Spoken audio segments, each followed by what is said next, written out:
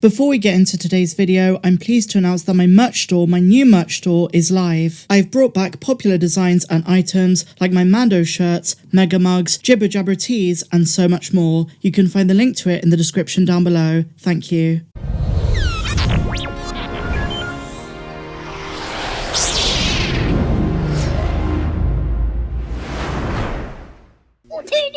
Hello my dear friends, and welcome back to another video. So we just got episode 5 of the Kenobi show, and as usual guys, I'm going to give it a day or so before I dive into spoilery theories and speculation videos. But if you haven't already done so, why not check out my full episode breakdown? I also give my honest thoughts on episode 5. But today, we're going to be talking about Andor, which is the one series I have the most faith in and the one I'm looking forward to the most. As we come to the end of Obi-Wan Kenobi next week, it's time to look ahead to the next Disney Plus release, which is Star Wars Andor on August the 31st. Now regarding this show, as you're probably aware, I broke a couple of exclusive scoops for the series over the last couple of months, and we've been discussing possible plot points, cameos, and much more on the channel for the best part of a year and a half. And then of course, a month or two ago, Tony Gilroy gave us some big details in Vanity Fair, and at Celebration a couple of weeks ago, we got the teaser trailer. It's very clear from information I've heard from folks who worked on the show, as well as Diego Luna's comments, and the teaser,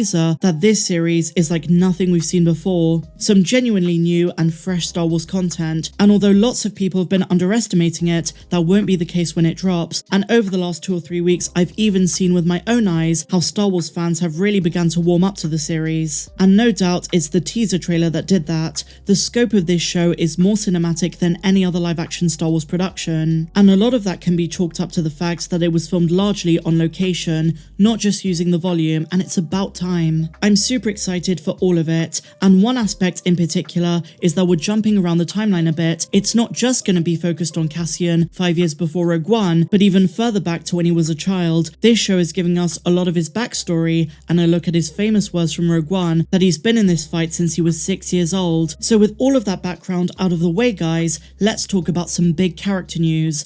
According to Jonathan Kasdan, who worked on Solo: A Star Wars Story, there is a very good chance that Enfys Nest from that film will feature in this show. Now interestingly enough, this is not the first time her name has come up in regards to the Andor series. Nearly 2 years ago, LRM Online revealed they heard the same after Noah Outlaw reported Enfys Nest was going to appear in Andor. Also, Erin Kellyman has expressed much enthusiasm when asked about reprising the role. At the end of May, she appeared at Star Wars Celebration, and this was primarily in promotion of Willow, which she also stars in, but her comments got fans wondering, is she coming back to the galaxy far, far away? While speaking exclusively with Screen Rant, Solo writer Jonathan Kasdan shared his thoughts on certain characters from Solo having their stories continued in the future. I covered some of this the other day, but just to reiterate, he's spoken with Jon Favreau, who is a fan of Solo, about the possibility of including Qi'ra in The Mandalorian, but he also revealed that he fully expects to see Enfys Nest in Andor. So here is the full quote, let's get into it.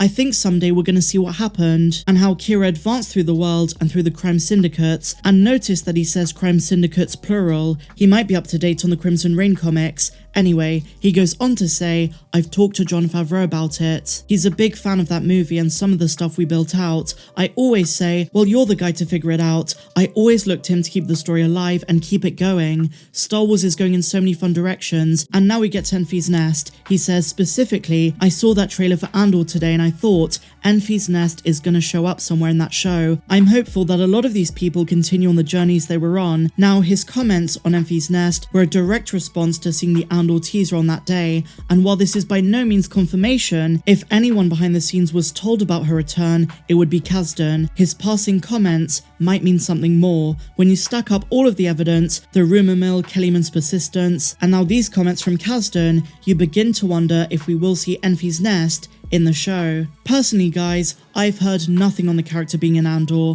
and my source on the show hasn't responded yet. Let's wait and see. And regardless of the disappointing box office that Solo endured, those who love the movie, such as myself, saw Enfys Nest as a major highlight. A lot of fans want her to return. And what's really interesting here is that the points in the timeline that Andor explores are the perfect opportunity for an appearance by Kellyman's character, and I for one would welcome it. Potentially some really exciting stuff guys. Let me know your thoughts on this in the comments down below. The Andor series was originally going to be 5 seasons, then it was cut to 3 and now 2, and Tony Gilroy stated the season 2 finale ties directly into Rogue One, so you can see the Andor series and Rogue One as one massive story, Cassian Andor's beginnings, his fight with the rebellion, and his noble sacrifice with Jyn Erso. And with season 1 focusing on a young Andor and what inspired him to join the rebellion, it's very clear this show is going to be a slow burn. 12 episodes a season, a spy thriller, this show was made for TV. If you remember in that Vanity Fair article, Gilroy explained that Andor is going to be very different in his own show. He's not the established rebel yet. There's a lot of personality building to happen, a lot of experiences, and meeting Mon Mothma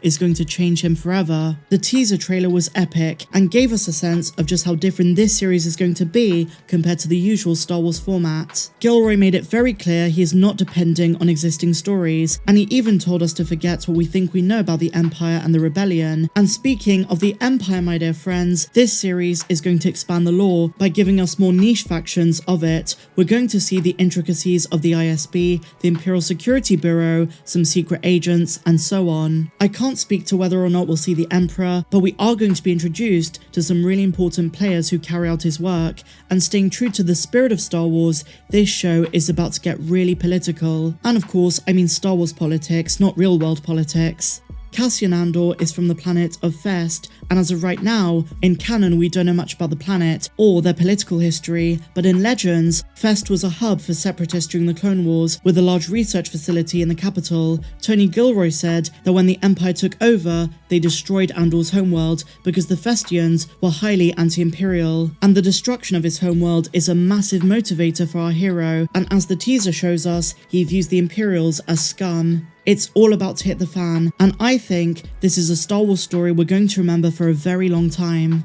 And so finally, my dear friends, we have an update for Taika Waititi's upcoming Star Wars movie. We've spoken about it a couple of times because there have been tidbits, a couple of updates along the way. Most recently it was revealed he's probably not going to be releasing it by next year because he's still in the writing phase and wants to take his time, which is great news to be honest. Well, now he's said that while his movie is sequel era, it's going to be based on new characters that expand the universe. So for those who are worried it's going to include Rey or other characters from the sequel trilogy, that's not really what Taika's going for. Speaking with Deadline, Taika said he feared the franchise is going to become, quote, a small story if it were to feature the same stars from before. He said for Star Wars to expand, it's got to expand. I don't think that I'm any use to the Star Wars universe making a film where everyone's like, oh great, that's Chewbacca's mother. I would like to take something new and create some new characters and just expand the world. Otherwise it feels like a very small story. And he even admits it was Kathleen Kennedy's idea to do this. I think Lucasfilm are finally learning from the mistakes of the sequel trilogy and doing something new for the big screen. I'm so excited to see what this is. I think Disney Star Wars thrives when it's mostly new characters. Just look at Rogue One, The Mandalorian, and so on. So there you have it, my dear friends. That's the Star Wars news of the day. Let me know your thoughts in the comments down below. If you enjoyed this one, you know what to do. Please be sure to give me a big fat thumbs up. Subscribe to the channel if you're new, and I'll see you in the next one. May the Force be with you always. I'm Megan, also known as Star Wars Meg, and I'll see you in the next one.